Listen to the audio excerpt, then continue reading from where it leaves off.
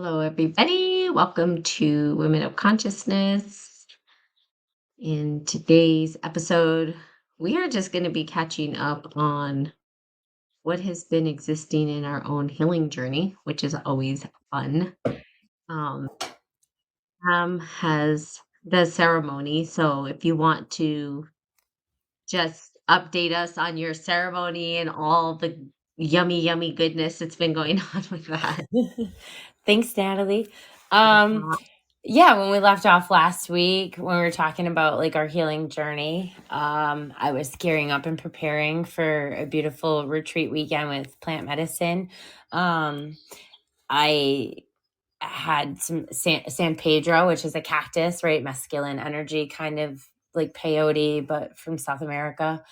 Um, so it's beautiful. It wasn't my first experience with this medicine.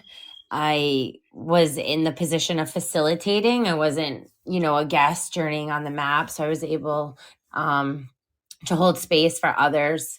What I love about the cactus is how mellow it is, right? It's called like the grandfather, where ayahuasca is this grandmother medicine. And I think those that are familiar with ayahuasca, right, it's pretty tumultuous on the system and the way you have to purge.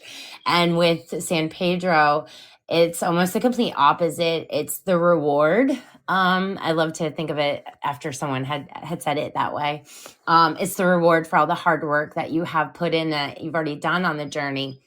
So with the other medicines, they're pretty like quick to drink, and they just, taste awful like usual. And then it impacts the body in whatever way that it does.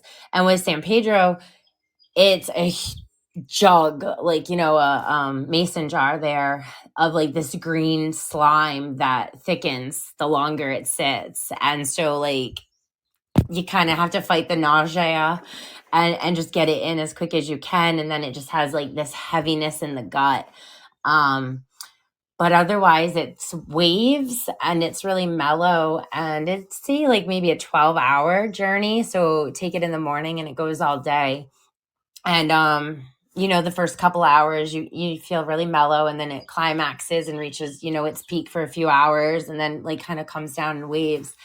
And so I was really embodied with the consciousness of the cactus.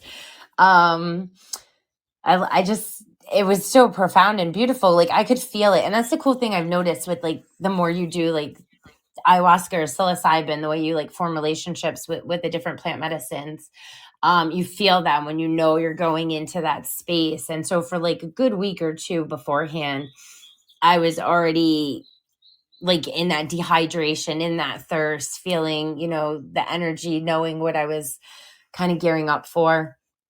So once I got in there and I was under the medicine, it was just like I just kept going back to water, into like the shower. I kept going back into the sun, and I felt like my body was holding in all of the water. I remember playing with like the water droplets in the shower and watching them look like almost like frozen in time, and then like slow motion going down and then slow motion going up. So it's like these cool kind of visuals for sure. But it's just a deeper sense of connection to the earth and a deeper connection to like plant consciousness. And so with that, I had a moment where I thought about all of my plants at home and how like, I take care of them, but I also am neglectful, like just kind of come and go, and the plants are on the stands or in the windows or whatnot. And so it really gave me more of a connection, I think, to like wanting to do better. When I was a little girl, my grandmother's house was like a jungle, a sun porch and room after room. There was like draping, spider plants in the doorways. And I would always do like little instrument and tools she had for like the soil, the dryness, little like rakes or whatnot to move around the topsoil level. And so I would always just kind of play with the plants. And so I've always maintained like at least a good dozen or so in the house as a reflection and reminder of that.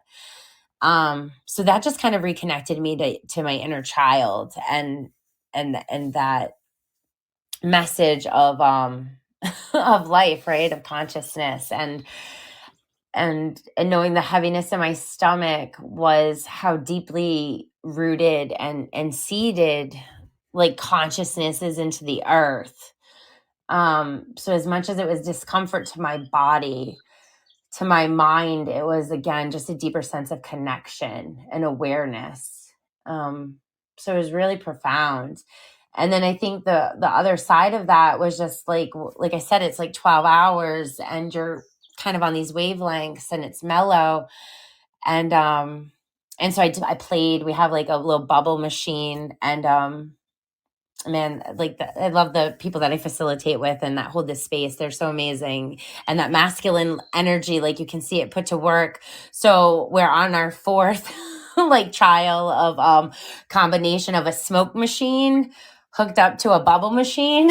Mm, so they mhm, so that mhm, like it will blow out bubbles in intervals that will have smoke in them, and naturally like they'll pop, or you can pop them with your finger and like poof, little like smoke bursts. mhm, So like mhm, these are things that we created in ceremonial space that we now play with in ceremonial space. And then there was like this woman that did yoga had brought this like it looked like a rainbow unicorn tail. It was like a whiplash, a whip like LED thing like that you could twirl at night. I just mhm. remember like spinning and playing with that and dancing to the music so much. So just a beautiful release of lots and lots of energy, and just so much inner child resurfacing. So it Yeah, was a that's awesome. profoundly beautiful weekend. And I feel so blessed more than anything. Like you come out of it like feeling this high state of gratitude and feeling blessed that like this is the path of initiation my soul has kind of guided me down, that I've been Mhm, able mhm, to connect with other conscious, plants that mhm, have brought healing into my body and entwined with my consciousness, and brought messages and insight and connection to the universe and beings. So it's just so amazing. And I think we're kind of on that shift where these medicine retreats are popping up. They're becoming, legal in a lot of ways. As our times are shifting and changing, and there's a need for them, and people are searching for this. And again, I think the soul calls you, the medicine calls you. So mhm, when it's your time, you find that place to experience what you need to experience. And so it just blows my mind because I can't imagine who I would still be without this. Like I would never have tapped into this level of healing and potential. I would not mhm, be where I am today without the past 2 years now of ayahuasca, psilocybin, and San Pedro and combo, mhm. playing such a beautiful role in my journey. Yeah, and it is, I The think, like you cacao. said, it, like, calls to you, right? Like, a specific, like, and it, because not everybody's called to plant medicine, Right. Yes, that's why I and they say are calling for maybe in their sure. time or whatever, but, there's certain people that are called to that, and that's their way of journeying and getting going through initiation and all that stuff, um, and I think it's awesome, and I know it's healing too. I know plant medicine is very healing for people's journey and stuff like that, and tapping into the creative potential that we have as well. So that's pretty Mm. cool. Yeah. For me, plant medicine is it'll come when it comes if it comes. Right. That's how I say it. You know what I mean? I'm not a seeker of it. It's like it'll have to be the right time, right place, right Yeah. circumstance, all meeting up into one head, and I it's not that I haven't done any kind of psychedelic stuff, but I also feel like, for me, it's gonna be a journey that's not as active in my life for consciousness healing. And I'm not saying it's not going to be a part of my life, but, there's people Right. who are that they're medicine carriers, that's what they do, you know what I Right. mean? Medicine is the thing. And, I think for me, a lot of mine is, purification of the body and using the yes, this I'm gonna say it, the sexual energy, the natural energy that's life force that comes from with the body to detox and learning how to wield that and move that around, which I've noticed has been such a huge transformation, Mhm. transformative process for me, which is like tapping into that creative potential. And Yep. it's like I get the creativity in the belly, what that means now. Like I totally understand that, which before I kind of did.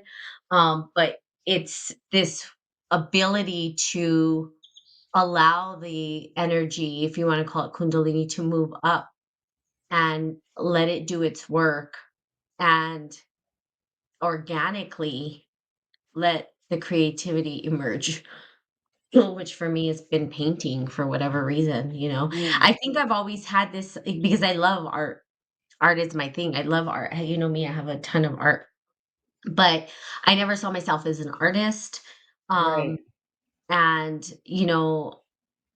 people are like, "Oh, did you paint this? Did you paint that?" I'm like, "No, I don't paint." But for whatever reason, the creative potential that I've tapped into has been in painting. And it's it's been so profound for me because it's like I just totally lose myself in the painting. Hours go by and I don't even realize it. Like nothing else is on my mind but just me and the painting. And it's Mhm. just kind of a it's really kind of intriguing and interesting for me, right? They call them in psychology, call it flow states, right? That's Yep. where you're in the flow state. But in this flow states, I'm having more and more and more and more flow states, and to the point where I just want to like be in flow state. Like I feel like I can just be there forever. Um, and then all reality just disappears, right? And so me and the painting, have kind of emerged into this one thing together, and just being able to do that has been I don't know. I just feel like I need to paint. That's just Right. what comes up. And a lot of it is just, abstaining from, the from actually releasing sexual energy, which has been kind of crazy. It's been my medicine, really. And also healing parts of myself internally that have yet to be healed. Like, with the feminine energy within me needs a lot of has a lot of healing to do. Because uh I think my masculine, internal masculine has stepped up to the plate to protect myself because obviously don't have I never felt like I had a really good example of male protector. Mm. And so, because of that internally, it's rising in me to protect that feminine. But if I can allow this energy to be healed, I can tap into Mhm. this feminine energy and allow the creativity of my feminine gift to just flow forth. And that has been again painting. Mhm. That's been my medicine. You know what I mean? And I'm like, it's pretty cool, like I was the other day, I was like, to tap into Da Vinci energy because Da Vinci's like, right? He was badass. Like I didn't realize how awesome Da Vinci was until I saw his work and his art and really what he was doing. Like he was more than an artist, right? He was way more Mhm. than Yeah. I ever even knew he was at one point, right? Because I was like, just the Mona Lisa, who cares? No, he was so much more than that. And so I had gone to this like um, it was a traveling exhibit of Da Vinci, and I went in and saw all of his sketches, and I was like, "Whoa!" Like his sketches were so beautiful. And they were so lightly done. Like he didn't use force. It was almost like he lightly just penciled. And so, you know, in my way, like I don't know the technique. It's a specific technique that they used as painters, as whatever. But in his sketches, I was like, whoa, like this guy used the tiniest of tiny little sketches to sketch things out. I mean, and it just looks so beautiful. I was like, Mm. whoa. So when I was painting, I'm like, just use these tiny little strokes to like paint and tapping into that like energy And then, being kind of proud about what I created, I didn't have to sketch it. I just used paints and feeling the connection to the energy because it was snake energy that I was working with and feeling the snake through the paint. Mm. It's like, how do I connect this paint into this snake that I'm drawing? And how do I tap into maybe this Da Vinci energy that just used light strokes to like paint this thing, you know what I mean? And make it as Yeah. realistic as I could possibly make it. But that has been my healing, and it's been pretty profound and amazing, to be quite honest with you. And I'm still learning, right? I'm still going through the process of it as well. Mhm. I think, we both are, and Yeah. Oh, it's a yeah. continued Never ends. journey. Right? Never ends. But yeah, but I mean, in the creativity before is very masculine, Yeah. and it's, I was all Mhm. charts and models and this and that, Right. and now I'm like paint, and I just want to throw paint all Yeah. over myself and roll around or something. I don't know. That's Yeah. I know it's crazy because I feel like what you were saying earlier resonated with me in an opposite way. Right, because here we are opposites. Like my dad was my protector. Like I my me being such a feminine little girl, like my daddy what I can remember having this girl Bethany in the fourth grade that was like a bully, and I don't know why, like, she was mean to me. I have no idea to this day. Like it's still like it's something I'm healing from, right? Like why was I picked on? Anyways, I can remember running, like the school bell would end and my dad was parked like right there at the bottom of the hill, like, feet away from the school door. And I can remember being like 8, 9 years old and just running to my dad's car and just knowing, like, if I can just get to him, I'm safe. I don't have to worry about this girl like anymore until tomorrow when I have to come back, and then I can run away at the bell to my daddy again. So I what did that lead me? He tried. I can remember being in the kitchen and him like trying to teach, like, kickboxing, like, his leg going like higher than my head. And he's like, Pam, this is how you got to, you just kick. And he wanted me to defend myself against the bullies and against like the world, right? He wanted me to be strong enough. And I wasn't. I really wasn't. I was too weak. My masculine was, I don't know, quiet, like asleep. Like I don't know where he was because I didn't ever know until the past decade there was a masculine energy in there that needed to protect me, that had been failing, right? Had been wounded, had been silent, and had been failing. And my feminine energy was looking for that protection in external men, and Mm, mhm, that almost cost me my life from my mhm, ex-husband. mhm, And the mhm, fact that I mhm, was willing to give away that life and you know what I mean, literally die to save myself, is what was really like the catalyst for this rebirth, of my yep, conscious awakening. And so I totally understand, because now I've been in that same space of balancing this mhm, masculine that I had to find deep within inner child energy, bring into awareness, heal, accept, integrate.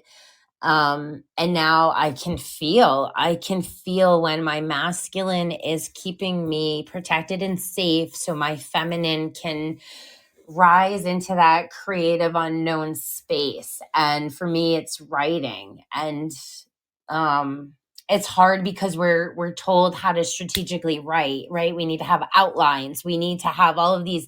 And I always struggled with that, because the outline is the masculine, the yep, outline is that logic and strategic. The uh, feminine is what just kind of gaps those sentences together through expression.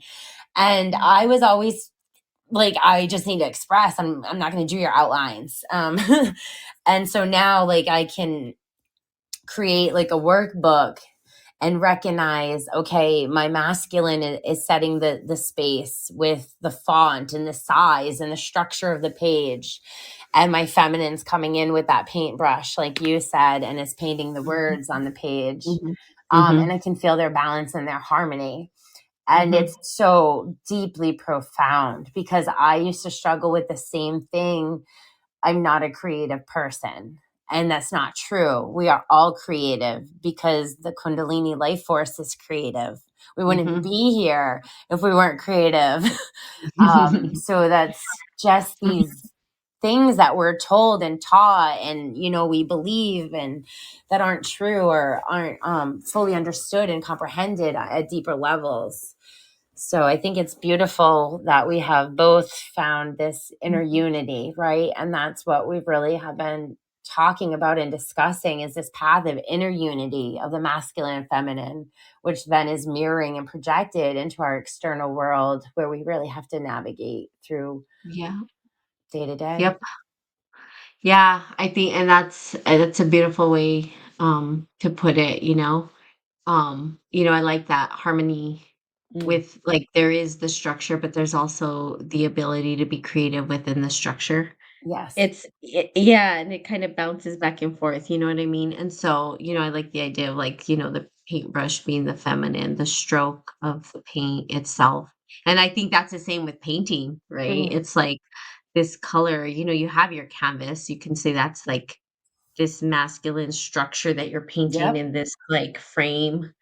And then the brush Yeah. decides the creativity, which has just been like, it's just like very, um, it's pleasing, like, I just get totally immersed, and I'm like, "Oh, how do I play with color? Mm, How do I harmonize the colors together and move it together?" And so I just it's really kind of crazy, to think that, just doing this practice has ignited this creative potential that was dormant and just mm, kind of maybe waiting there to be, awoke or yep. woke. So, and now that it is, and I've worked with Kundalini energy before, but this is different. This is not the same. Mm, And, I don't know if it's because I'm working with another individual and it's triggering other things inside of me that I couldn't just trigger with my own self, right? Like there's this external force that's kind of helping me. But, with just doing the breath work of Kundalini and, all of the other stuff that I've done, I have never tapped into the amount of creative potential that I have at this moment. yeah. It's just amazing, actually. And it's like, I don't know. Sometimes I'm like, is it just the wave? But I just feel this call. It's almost like the call that I felt when I first started the podcast because I was just doing it naturally every day. I wanted to drawn to it every day. I wanted to get on and support people through their healing every Mm, day. So it was just this like natural calling to just do this thing over and over and over and over and over again, until there's some form of mastery, right? right. So, you know, I think that that's kind of where it's at. I'm even like, oh, should I take maybe some art classes just to get some tools, you know, just blends or, this and that and Right. the other, but still it's my canvas. I can do what I want with it, you Right. know? And then that's life too. It's like we're painting our life, right? It's like Mhm. we have this structured world we live in, but we also have this ability to just kind of paint what we want in our life, you know? Right. So it's like, are you painting the masterpiece you want or not? And guess what? You can always paint over. So Right. Absolutely. There are no mistakes in art. My like fifth there grade are no teacher drilled into mistakes, my head. you know, you Yeah. know.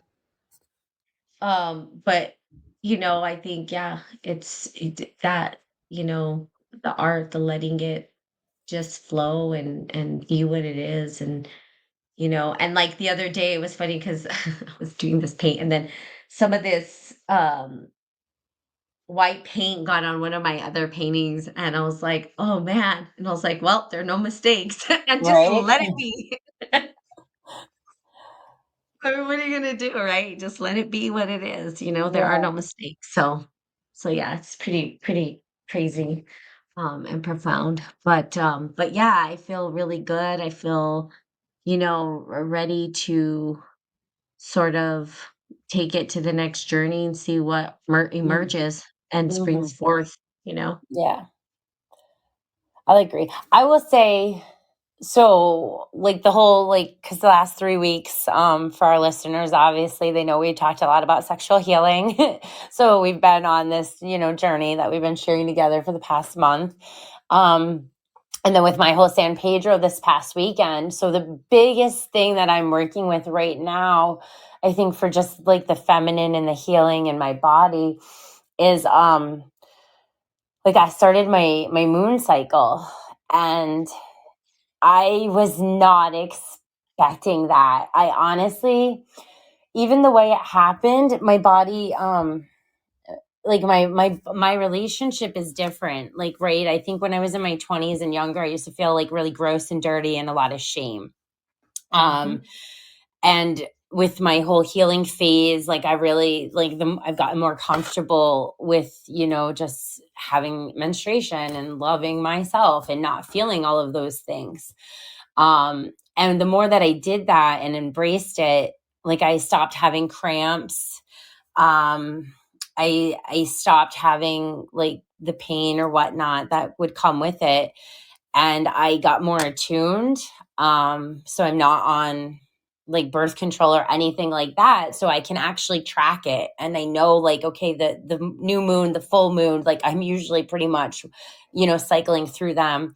um and I can even feel like a week ahead when I'm bloating, when I'm ovulating, knowing. So like this time, all of a sudden, like I thought something was wrong with me. I thought maybe like I had a bladder infection or kidney infection. Um, it was just so kind. There was no pain. There was no symptoms. Like I had no bloating. I had to like check my date book to look at when I had my last cycle because I thought like I was still a week away. And then I'm sitting there and I'm like thinking, I'm like, how am I so out of tune with my body that I didn't realize like I was getting it today? And that I spent the whole day thinking like maybe I had an internal wound or or something, but yet knowing there was no pain, there obviously wasn't a kidney or bladder issue. Um so I really kind of beat myself up in that space for a minute, trying to figure it out and navigate it. And then I realized it wasn't that I wasn't attuned to my body, but it was that I wasn't aligned with time. Like that Mm, whole 4 week, 28 mm, day mm, cycle or whatnot, like I wasn't in that time structure. mhm, And my mhm. body didn't, even though it gave off what it needed to, right, to obviously ovulate and go through the menstrual cycle. There's still been no bloating, no cramping. It's so profoundly like light in a way, but yet dark. And it feels so different. Like it doesn't even feel like I'm having it, like, you know what I mean. Mm. um so I think Well, that's with really good. with the medicine, that like each time I've always noticed how it's interacted with my cycle. And this time, after doing like 3 weeks, 4 weeks of intentional, sexual Kundalini, sacral solar plexus energy healing, right? Working with the bladder, um, to notice how profoundly beautiful and light and pain free this period was and is, I Wow. think is That's just amazing. hmm. And I love my body and I love my cycles. And I really have just embraced that. And I think even the phase, like, I'm glad I have like, 10 years or whatnot before menopause. So like, cause I'm like, yeah, I'm continuing to learn from my relationship to life through my period and how that's showing up. And like, this is, reflecting my last 30 days. Mm, mhm, Yeah. mhm. You know what? That's really, really, really awesome because that piece, I mean, there's so much to unpack with what you said in terms of like societal, cultural, all that stuff. Oh my God, I felt Because so dirty and nasty and gross in my teens and my 20s. And I'll tell you, like, I don't wear tampons. Like, I Mhm, have not used tampons for years. I will not do that anymore. Unless like it's summer and I absolutely want to go swimming. But mhm, like, I could like I don't know. I think even just the way of like I collect it and I give it like I have a tree in my yard that even I see how my tree is growing. I think like you were saying earlier, that creative energies, if we truly knew of the life force energy within the blood, like we wouldn't just Mhm. flush it down the toilet. We wouldn't think of it as a nasty part of ourselves. Um, Mm-mm. so to even just collect that and give that back to the earth's consciousness, like that's, my sacred ritual, and that in itself transpired and transformed the relationship and eased the Yeah. pain. Hmm.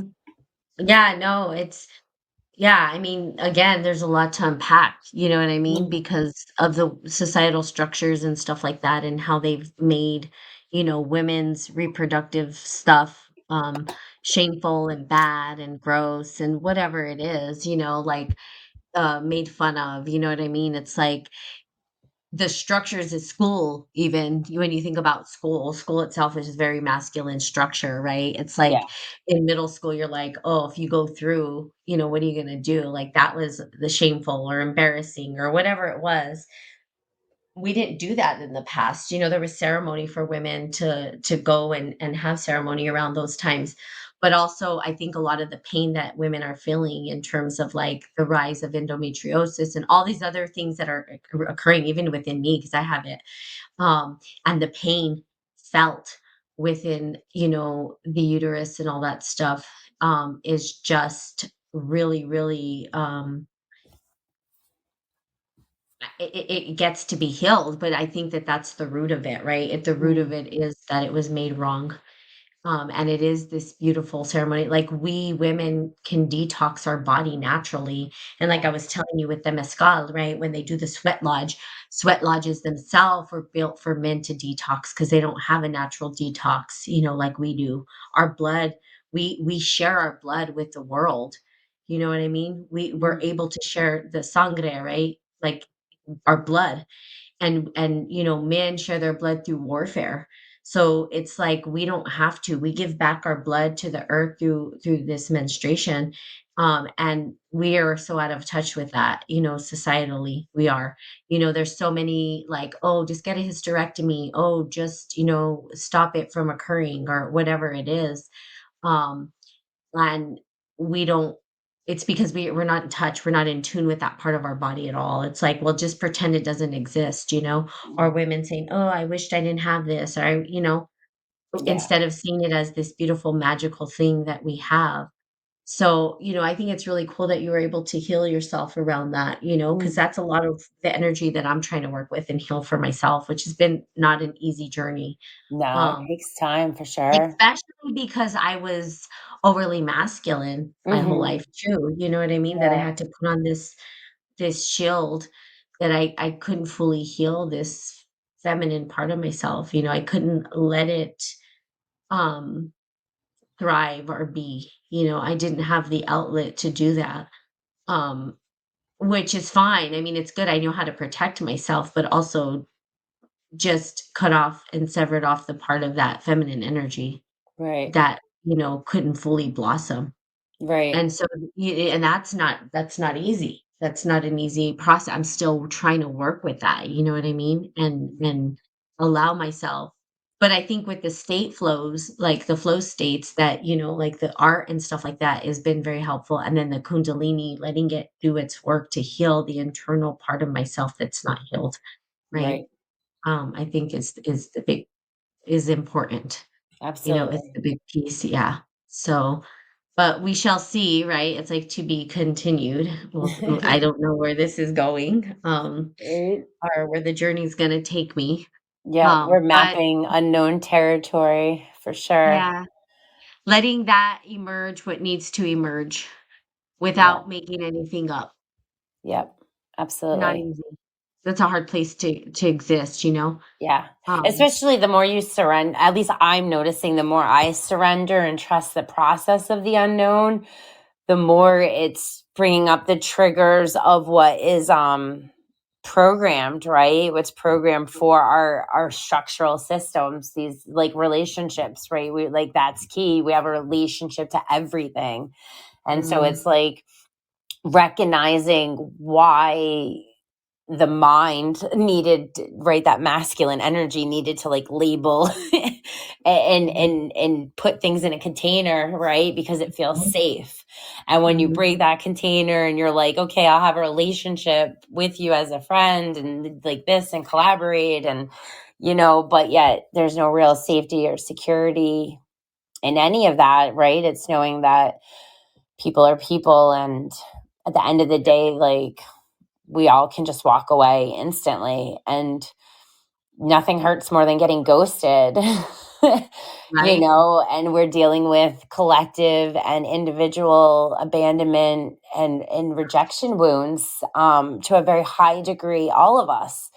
And so as a species that's meant to be in a herd, right, a collective group, space and mentality, loneliness and being rejected and outcast, all of those things come up. So setting boundaries and standing in your power and voicing the truth of who you are and knowing you're still loved and supported, and there's no judgments or shaming, is a whole new system of friendship that I'm navigating and support. And it's so beautiful.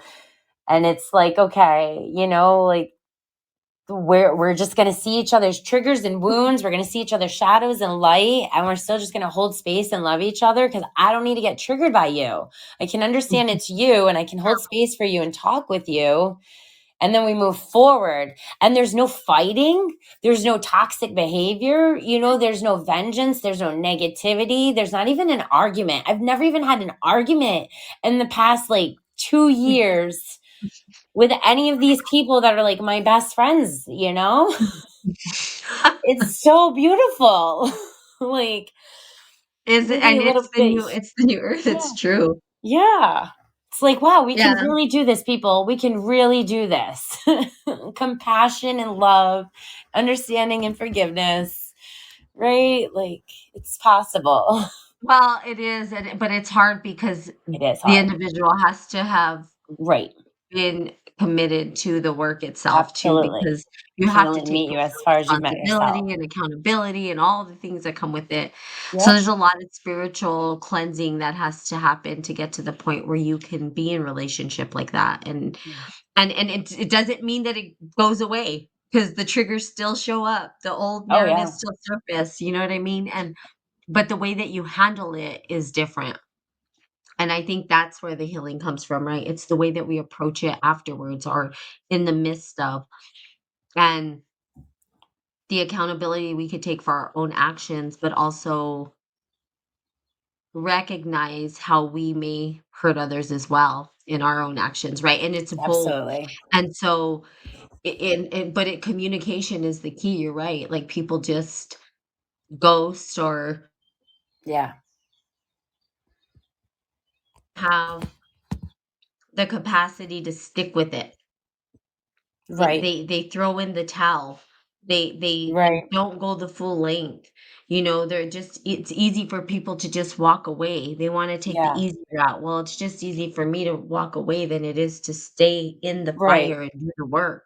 Right. It's too And overwhelming. It's too much. So, but yeah. there are people doing it, and that's the Right. beauty of where we're at, like you were saying, and to be held in a high regard regardless of what's coming up, and for people to accept you for who you are, and to really, open up and just be vulnerable and honest. It's a hard thing. Hmm. And it takes a brave soul, and it takes courage, and it takes a warrior spirit to be able to do that as well. So not the easiest path to take, for sure. Yeah, it's definitely not. And that's why when I definitely do connect with the people that are on the same kind of healing journey and path as me and they're dedicated, um, I definitely always express appreciation for that, Mm, especially when I'm doing card readings. And I have, someone who comes to the table and, at mhm. the end of it, it's just like we're all going through crap that at times can seem like we're just overwhelmed. It's so heavy, it's so dark, it's so deep, it could really tear us apart. And I think that's where the resiliency heals the wound, and the Mhm, resiliency transforms us stronger, mhm, and gets us to the other side. And so it's easy for a lot of people, I think, due to society structure, to numb, to find coping mechanisms, and to avoid, and to run the mhm, other mhm, way, and say, like, I know that's a painful issue, I know that's a painful person or situation, path, whatever, I'm just not going down it. Especially when you look at loss and grief, and letting go, it's really, really hard and difficult. And so I think that's what keeps a lot of the collective stuck in their trauma wounds and in their pain, because they're not willing to go into the gateway of healing at all. Um, yeah, and you have to be dedicated to yourself, because at the end of the day, it's the relationship with yourself, your soul, and the universe, and why you're here to create. And for me personally, I mean, I've definitely taken accountability for the hurt that I've caused other people. But at the same point, like we spoke about earlier, I had no internal protection. mhm, People abused me and took advantage of me in ways that I was naive. And I thought I was in a safe space with them. And through like manipulation and control, I was just a toy or property. It wasn't even like I was a soul that mattered. And then it was so easy to just be like, oh, you hurt me, so like I'm going to destroy you, you know what I mean? Or you're causing me fear of losing things, so I'm going to hurt you. um mhm, and so it could have been easy for me to stay in that pain, right? To hate them, to play a victim or be a victim. But I chose to rise above it, like I'm not, at the end of the day, like we're all here to learn and to heal karma, and to deal with, things, and to reintegrate the lost aspects of our soul. And mhm, and I don't feel like I have to stand here and justify myself and my actions, and explain myself until I'm blue in the face. I think it's just about knowing the truth of my heart, and knowing, like, yeah, I may have messed up in the past because my boundaries weren't intact, and I didn't have all of my power, and I had been hurt, and I did have trauma wounds that I was coming from a place of.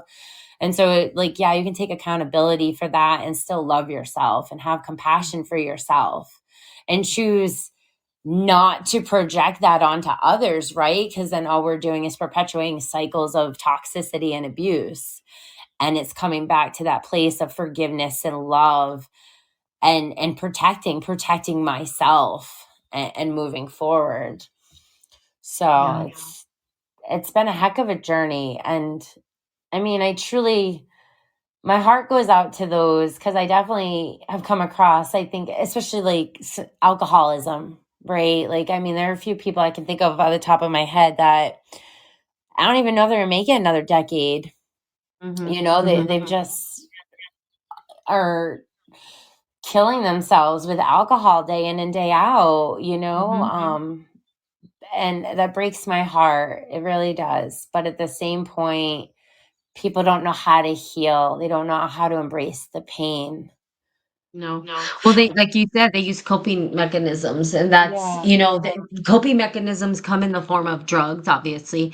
They Yeah, come in the form of many self-medicating. other Yep. things too.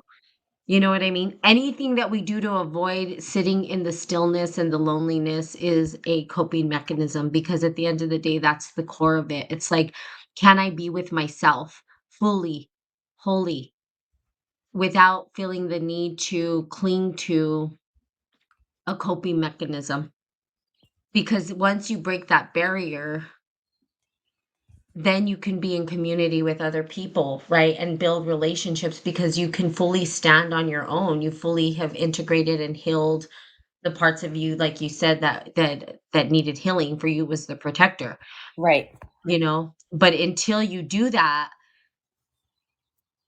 until you can sit in the stillness and not grasp for something external, and Yep. that is the Yeah. hardest part of this work. Yep. It's not to say that we don't need to be in relationship with people, or that relationship isn't important, because it is. Right. We need people. But if we get to that point where we feel that loneliness and our first instinct is to grasp for something externally, then we haven't healed truly. We Right. should be able to sit in the stillness of our own self Yes. and completely sit there. And not just like I'm alone, but in the loneliness, and experience what that is and understand what that is, right? And remember that internally you are not alone. You Right. have everything you need. That's where the healing happens. Right. And then when you could do that, you're not grasping for an external thing to satiate you or to make you feel good about yourself. You're able to transmute or switch that energy for your own self, right? To be able to switch it and say, "Hey, you know what? I don't need external things to find my joy and happiness, because it is not inherently in anything. Right. Joy, happiness, all of those things are not inherently in anybody or anything there within you. Absolutely. Another person doesn't bring you joy. Another person doesn't bring you happiness. You bring the happiness to that individual. And then that's a shared happiness. That is the point, because I know Right. that I stress it, that it's not about relationship. It's not that I'm saying it's not. I'm saying until you can have that relationship with yourself and fully stand on your own without having to grab for something every time that loneliness sets in, and you can learn to be with you, then you have truly integrated and Yeah. healed. I But agree. it's not an easy thing to do. Nope. As soon as the loneliness sets in, what do? We grab our phone. We grab, now it's easy. We have a phone to grab. Right. That made it that just totally, that's why everybody's really even more disconnected than they think. They're more connected and disconnected from themselves than they ever were before, because of that. Because to sit in pure silence when you're feeling alone and just to be with it, just be with it and not have to grab onto anything. Hmm. That's hard. Yeah.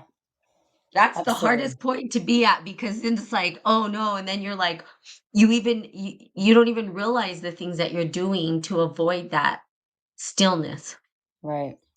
It's all subconscious. Yeah. Subconscious programming that And you've then done to yourself. yeah, because then it I, becomes an addiction to the external, and that's where all these addictions come from. And I'm not saying that we don't have addiction and we're not experiencing attachment, because we do. We have to experience attachment if we're here. But it's like if we could remind ourselves, like, "Oh, that's not the thing that was bringing me joy. The joy mm, was radiated from inside of me to begin with. It was always there. It wasn't this external factor that was igniting that. It was already there to begin with." right. Just waves, right? The And emotions. it's You but just it's start hard. in a different wave It's each. hard.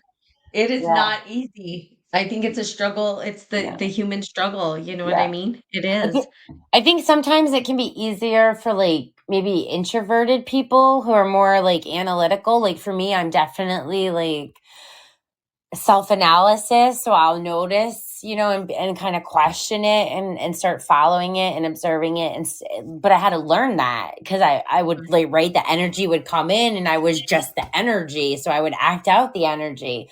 So it takes some time to be able to like stop yourself, like you said, to stand in it, question it, what's the purpose, what's it serving, and Mhm. recognizing that you could be like a witness, right? Like on the beach, watching the wave come in and being able to be like, okay, that's some frustration. Okay, that wave is some joy and happiness. And okay, there's a wave of excitement or a wave of sadness. But I'm not the wave, itself, and I'm not the energy acting out. I don't need to. Yeah. And I think there's always, yeah, you always find a deeper, if you can follow the seed of it, like the root to the seed, you always Mhm. find the reason why it's there in that moment and what it's serving the purpose of, for Yep. sure. And it always leads back to some. wound that needs to be healed, That's whether it's correct. inner child or Yep. relationship Yep. or whatever, or personal struggle, like for self worth and confidence to kind of get you to tap into your potential. Like, so that's all you're avoiding is the healing that's really trying to get you. That's correct. Yeah. Yes, it is, darling. That is totally it. I'm like, and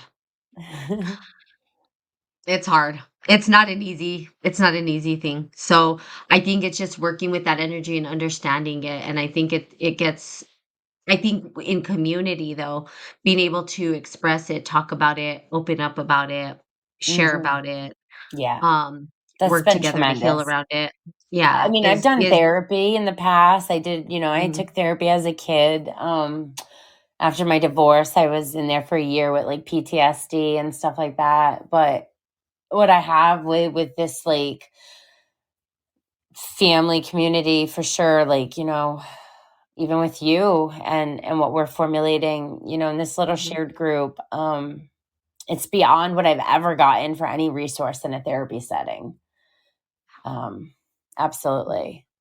I agree. It's the real work. It's the work that's being Yeah. done, and it's Yeah. beautiful. And I Therapists just think, kind of look at you like you're crazy to a certain extent, or at least for me. Of course, I yeah. did bring in my oracle cards at one point. It was like, look what the cards are telling me. And like, she was like, oh my God. But like, My therapist actually was like, she learned from me, and I learned from her. yeah. She was very open to all this stuff, and I think it's because she knew that I wasn't in a state of psychosis, like, I understood how to use the work to help me Right. in this waking life, right? Yeah. Like, I knew that I was on this planet Earth, and I knew that I know some things about being in this three-dimensional, time-structured place, but she knew I wasn't psychotic, so she was Right. like, "Oh," so then for her, she was like, "That's an interesting way to look at it." Like that's and then I would tell her, "Yeah, read into this or read into that." So I think her and I had this like relationship where we were kind of like educating each other a lot of Mm, the time.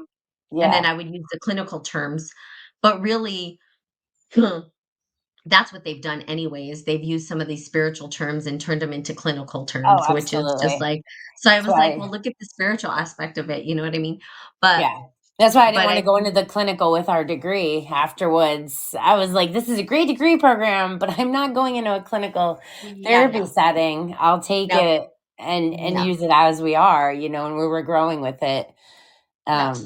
I Because we wouldn't need to either. bring the soul back Yep. I and agree. into psychology. Yeah. Like the psyche, people, the psyche. We're like totally ignoring consciousness from a soul level. Yeah. So yeah. Yeah. So, anywho's, well, I guess for that will wrap it up for today. Only because I have to go use the restroom, people. Well, it's I about an drink a lot hour. of water. I don't know if I can hold it anymore. But thank you so much for joining us and follow us on womenofconsciousness.com. Sorry.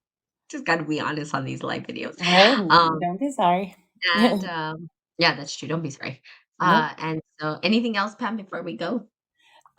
No, Natalie and I are just regrouping after, just some time. If you follow our episodes, and so we're just working on really facilitating, and branching out on the website. We have our goddess circle that we do every month. And so, just super excited to really come back into this space and continue to thrive and create together going forward. And we will definitely keep everybody updated on all of our wonderful projects as they start flowing in and out. So, no, thanks. Awesome. Yeah, Have a great day. you Talk to you now. too. Bye.